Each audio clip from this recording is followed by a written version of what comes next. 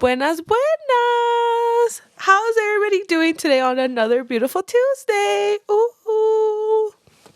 Well, guys, so another fun news update. I have two more states on the list. I have Utah and Nevada. So shout out to my West Coast. Thank you. So that's 21 states now, almost to 25, almost halfway, and then almost to 50, and then we worldwide, baby. Ooh, Mrs. 970. Well, again, always thank you guys for the support. You guys mean the world to me. I wouldn't be able to do this without you guys. We are on episode 6, and I'm so excited. Can't believe it's already October, and then it's November, y luego diciembre, and then the year's over, and then we're starting over. And then, in February is my birthday. No, por si querían a little reminder. But yeah, well, in today's episode, we're going to talk about just growing up Mexican in America, because I feel like not a lot of people understand the struggles of being Mexican in America. I feel like back then era más diferente que now, of course, because I feel like now people show their true colors. Y luego everyone's racist and shit now, and there's Karens yelling at you. But yeah, but you know what? It's okay. And I also feel like being more relatable is kind of hard. That made no sense. Did it make sense? I don't know. It made sense in my head. But it's fine. So, what better than to start off with, just talking about my story and how growing up in America went. So I was born here, like I've mentioned before. I was born in Colorado. I literally lived my all 25 years of life here. I went to school here, elementary and everything. And just going from school to school was so different. Especially because in my elementary, it was a very bilingual elementary. It was very Mexican. So I was literally surrounded by all Mexicans. I think there was maybe those güeritos, but that was about it. In middle school was very half and half. You were either white or you were Mexican. Literally, there was no in between. So was high school. High school was very half and half, but I feel like in high school, people didn't care so much what you were. They kind of were just doing their own thing. They were just vibing. It was very cliquey, I would say.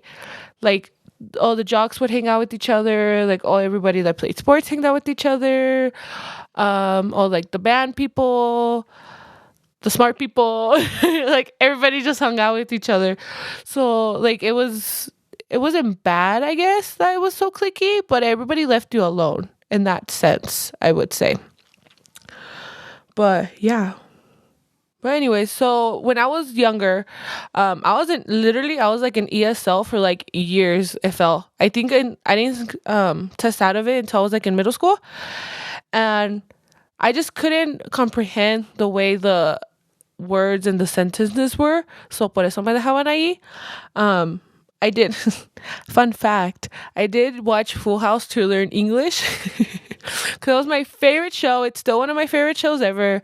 I remember being in ESL, and then I would come home, and then my dad would tell my mom, like, ay, ¿cómo que no sabe inglés y todo lo que ves en inglés? And I'm just like, I don't know. My brain, I still feel like now my brain doesn't function. My brain functions, of course, but the way it functions is not the way I think the school wanted it to function. I do have dyslexia. I can't even say the word dyslexia, so that didn't help either. I remember telling my mom I had dyslexia, that I thought I had it, and she thought it was, I don't know what she thought it was, but she yelled at me and told me I did it. I'm like, lady, I can read correctly. But whatever, Mexican parents. I love them to death, pero ya saben cómo son. They never want to think anything's wrong with their child. I'm like, Mom, there's something wrong with me. Please accept it. It's fine. But yeah, I was in ASL forever. And I think going to the bilingual elementary helped a little, because I was able to talk Spanish at home and then English in school, which was a good-ish transition, especially kindergarten and like first grade, when it was more like, ya nomás hablas inglés de aquí, and then you won't speak Spanish anymore unless you're at home, or with your friends. Also helped having Mexican friends porque así se me quedó el español. But yeah, I mean, elementary was fine. It is what it is. I think what was more of a struggle was when I got to middle school. So I had this fantasy because I watched a lot of chick flicks. I watched a lot of Disney Channel, a lot of Nickelodeon, and I wanted to be that preppy cheerleader, pretty pink white girl. I don't know why I wanted to be white so bad. I'll never understand why, pero. So I wanted to be like this pretty little white girl, like in all the movies that you see, because that's literally all they ever portray is little white girls look all cutesy, and then they want to get mad because Ariel's black. But we'll talk about that in another episode. So I wanted to be like that. So in middle school, especially the sixth grade, I tried so hard to fit in con los güeritos. I remember one of this white girl. I would say Caucasian female because I feel like when I say white girl it sounds offensive. But there was this girl, her birthday was like around this time, and she invited me, and I think there was two of us. We were the only Mexicans that got invited, and I felt so cool because I got invited and everything. I begged and begged and begged and begged my mom que me dejara ir. She finally let me go, only for a few hours, of course, porque me tiene que levantar by 9. I'm like, Mom, the party starts at 9. But I think she let me until 11 because she talked to the parents, and then she saw where we were at, and it was very supervised. So she was like, okay, whatever. Te dejo. I'm surprised she even let me out that late, to be honest. I'm pretty sure they were just chilling in the parking lot waiting for me with some McDonald's, like, whenever she's ready, let's go. I really don't think there was much to it. So after that, I did kind of realize that I really didn't fit in with them because they were all wearing Aeropostale and Hollister and Abercrombie and this and that. And it's not like my parents couldn't afford it. It was just like not my style. So I felt like since I wouldn't wear it, I didn't fit in because, if you didn't wear Aeropostale in the sixth grade, you weren't cool. But I remember I did beg my parents. I'm like, I need to go to the store. I want to buy this shirt. And then they're like, for what? And I'm like, I just want it. And they're like, okay. So I remember I ended up having like so many Aeropostale shirts. I would wear them to death. Hasta que ya no me quedaban because I wanted to wear them so bad and fit in so bad. To this day, I still don't know why I did that. I mean, I get it because I wanted to be like in the movies, but still I'm like, Columba, like, qué vergüenza. And then the seventh grade, I was a little more like half and half. I was kind of like, I think that was more the Mexicans I see. So I was more like, okay, like this is more my groove. In the eighth grade, otra vez, I think that with a lot more of the Mexicans porque I was like, no, like I'm not gonna pretend like I'm somebody that I'm not.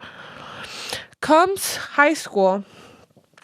High school was different. So I played sports in high school. So of course I got along with like the popular kids and the white kids porque of me being at sports, and I played volleyball and everything. So that had me up in I don't know how to say it without sounding a mamona, but I guess I was in a higher ranking in high school because of them, just because I was in sports. So I felt like I was able to talk to more people, hang out with more people, communicate with people, network with more people in that aspect, Not saying I was popular in high school because I don't think I was, but in the other aspects. So I felt like there, I was trying really hard to fit in.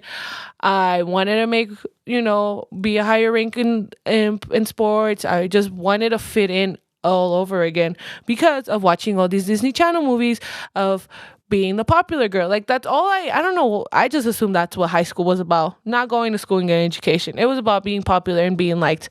That's what I thought high school was, and it wasn't, but it's fine. I still had a blast in high school. It was the best years of my life because that's when I wasn't depressed, pero but yeah, and then for coming freshman year, a lot of my friends had quinceañeras. I think I was like in 3 of them. And just being around all that, it was very eye-opening.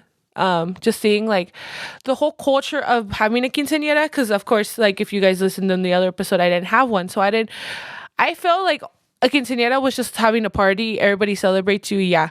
Hence, it kind of is, pero like there's more meaning to it. The first quinceañera I was in, it was Gabby's, and I loved all the attention que le pusieron a su quinceañera, like from her mom, her tias, her grandma, everybody. Like I think it was one of the most meaningful quinceañeras I had been in or been to, just because you could tell like they really were going with the whole aspect of like, you're becoming a woman, you're turning 15, this and that. So then I was like, I think I like this. And this is when I started shifting from I like white boys to I like Mexicans. So I was like, okay, I can't date a Mexican if I don't know how to dance, if I don't know what I'm doing, So I was like, okay, here comes Mexican Columba. So yeah, all the freshman year, a little bit of sophomore year, all I did was go to quinceañeras because that was all that there was to do. And that was the only thing my mom actually really let me do. She wouldn't even let me go to the movies, but she would let me go to quinceañeras. And sometimes I would just go expose myself. I don't know how I can. I mean, she would pick me up by like 10, but between like 8 to 10, I was just blacked out with UV blue. So shout out to los que me compraban UV blue in high school. And if you listen to this, Mom, I'm so sorry. But it is what it is. But no, yeah. And then what was it, like junior year, I was dating some guy, and he was like straight Mexican. Like Mexican. And he knew how to dance and everything. So I was like, crap, like I need to learn. So he taught me how to dance. Shout out to him.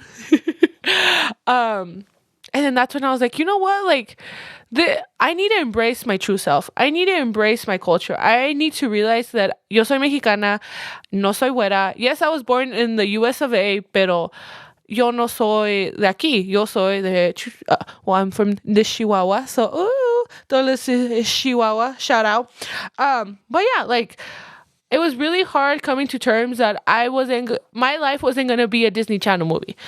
So when I realized that it wasn't, that's when I was like, okay, be your true self. And after that, dude, I went straight Mexican, like voy a los bailes, bumping corridos, this and that, like everything. I was like, you know what? Let me do the part because it is what it is. So then, I graduated right after high school. I went to cosmetology school, and in cosmetology school, there was these girls I went to high school with. They were Mexicans, but I didn't like them. So of course I didn't hang out with the Mexicans. I hanged out with the güeritas, and I actually got along with them 10 times better than I did with the other girls.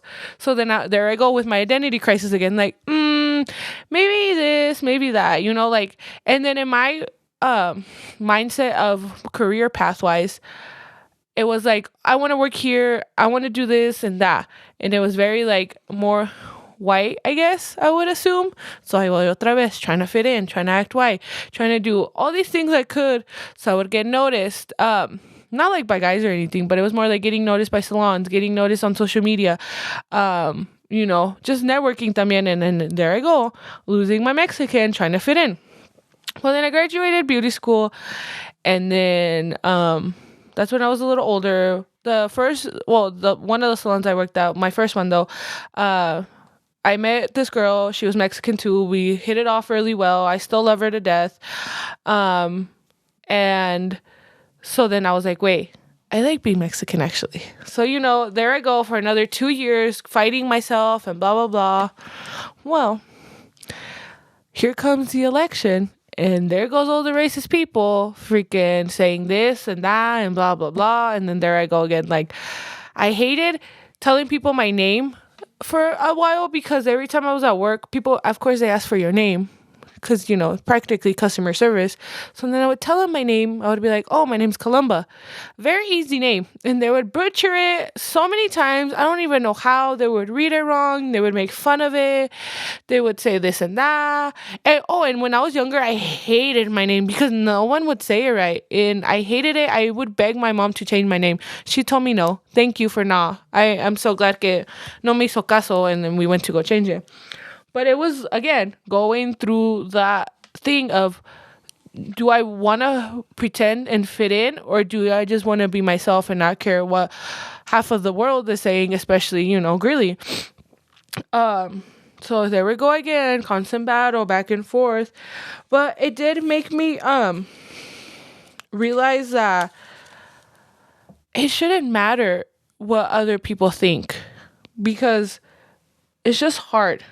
And I feel like I'm making sense in my head, so I hope I'm making sense for you guys. But do you guys know what I mean? Like that saying that says, "I'm too white to be Mexican, but I'm not Mexican." No, I'm too white I'm too white for the Mexicans, but I'm too Mexican for the whites. And it's true. Like, you try to act so white to fit in, and they're like, "Oh no, you're too Mexican." And then you try to act so Mexican to fit in with your Mexican friends, and then they're like, "Oh no, you're whitewashed." And I'm like, no, I'm trying to find something to be my true self, and it's just hard. Porque in high school, there was a lot of Mexicans I acted to try to whitewash themselves so bad con el pinche nopal en la frente, but I'm like, whatever. It is what it is. And I think one of the other struggles I feel like growing up Mexican is people thinking I have an accent. See, I don't hear it because I hear myself every day and I don't feel like I notice it. But I've been told that I sound Mexican. I'm like, when I speak English, and I'm like, well, thank you. I don't know if that's a compliment, pero. But yeah, like, just the struggles itself are so hard because you don't think they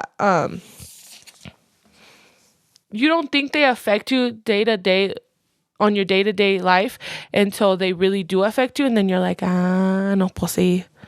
But yeah.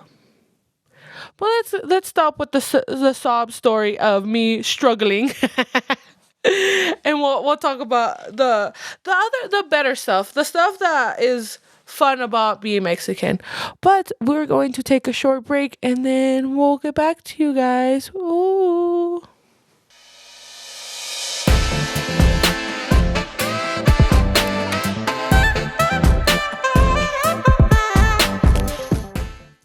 Welcome back, you guys. So, it wouldn't be fun to talk about growing up Mexican in America without some stereotypes, right?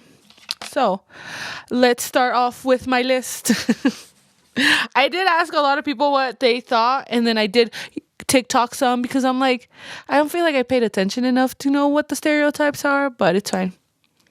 So, stereotype numero uno, having pots and pans in your oven.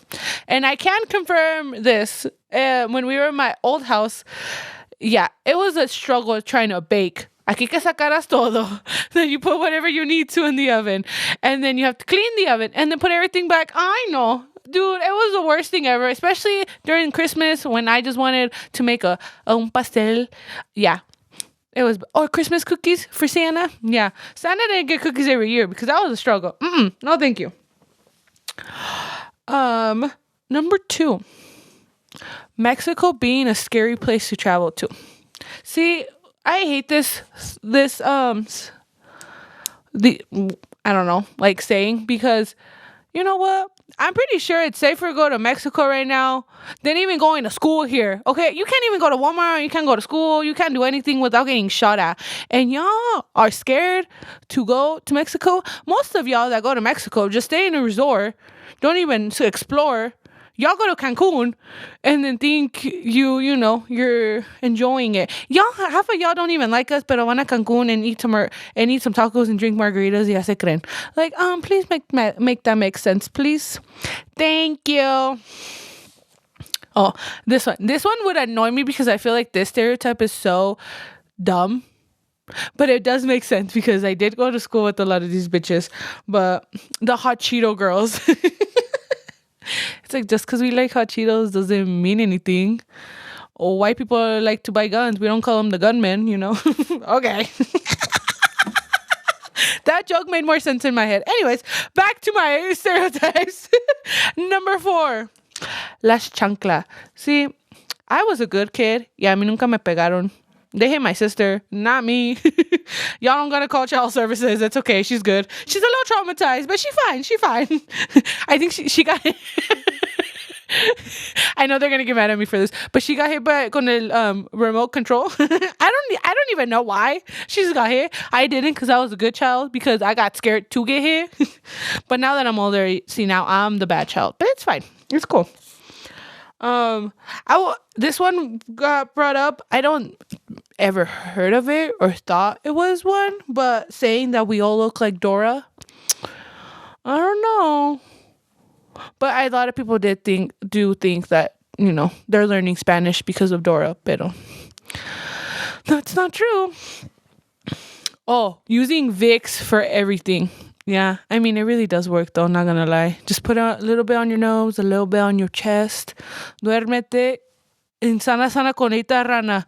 You're good. You're vibing. You're perfect. You're 1,000% ready for the next day. Oh, y un té de manzanilla y sas, way, sas. Oh, another one is Mexicans. Oh, I guess, yeah. Having big families and always having big parties. See, I thought I had a big family because my grandma had like 7 children on my mom's side. I don't know about my dad's side. I don't really talk to them, but shout out to them if you guys still support me. Love you guys. But so I thought we were, and I think it's like 13, 14, 15 cousins. I don't know. I thought that was a big family. I'm like, yeah, we're vibing. No, there's people out there that have like 50 cousins. I'm like, 50 cousins? How do you remember all their names? And their birthdays? I'm like, you guys, how do you do that? So, I may ganaron by a landslide. See, growing up, I always wanted a white crusty dog, and apparently that's a Mexican thing. I don't have a white crusty dog. Thank God. But I do have a cute little chihuahua, if that doesn't make it more stereotypical. She's 8 years old, and her name is Hermosa, and she's the cutest little thing ever, and she's the love of my life. So, y'all talk shit, and we're throwing blows. It's on site. Not gonna lie. My brother-in-law was telling me that he always, people always assumed that he was a gangster. He was all cholo, like vibing, and he's just like, I'm just a good guy. And if you guys see him, he's like this cute little man, and you're like, really? You think he's over here doing drive-bys? No. I know. Well, that was all the stereotypes I had but you know what? In the Mexican culture, we say some dumb stuff, and so it just makes sense. It really does. Because in Spanish, it makes sense. But when you decide to translate it, it makes no sense. Like sana sana colita rana, and then you translate it, and it's like heel heel frog's ass. It's like, what the hell were we saying? Or when people are like aguas, like be careful. But if you do the literal translation, it's waters. It's like, so here are some Mexican dichos that I like, that I have also said. El burro hablando de orejas. If you know, you know. Ponte las pilas. You know how many times my mom told me that? I'm like, the pilas are there. There might just be the wrong size, Mom. I'm sorry. I heard this. I don't think I ever noticed, but I heard this one yesterday and I had to write it down. Camarón que se duerme, que se lo lleve la corriente. I have no idea what that means, but hey, it sounded cool. I heard this one a lot. El que madruga, Dios lo ayuda. I'm like, I gotta wake up early for Jesus. I think Jesus will be fine if I sleep a little, I don't think it's bad. Oh, I like using this one a lot. Por pendejo. I don't think that's a Mexican dicho, but I'm counting it as a Mexican dicho. This one I say a lot. I don't know if it is one, but I like to say it a lot because it's true. I always say, lo que no se ve, no se dice. If you know, you know.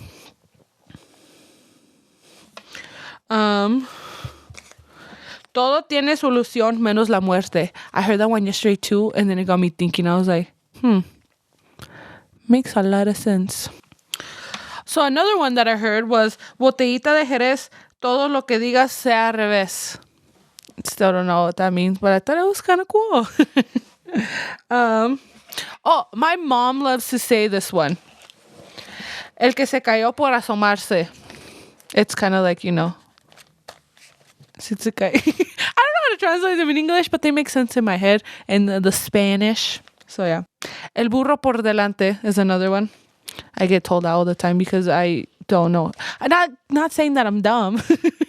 Because I like to put me before the person when it's supposed to be the person before you. So fun trick for my people that are trying to learn Spanish. There you go. The other person goes before you do. And then I saw this one yesterday and it reminded me of we're here for a good time, not a long time. Hay más tiempo que vida. I was like, now I know how to say I have a dicho in Spanish to say instead of my normal one that I say in English. But yes, guys, thank you again for tuning in. I know this episode's a little shorter, but it's okay. Sometimes you gotta mix it up, you know. So yeah, guys, and don't forget I am on Apple Podcast, Spotify, and yeah, I'll see you guys next week. Bye.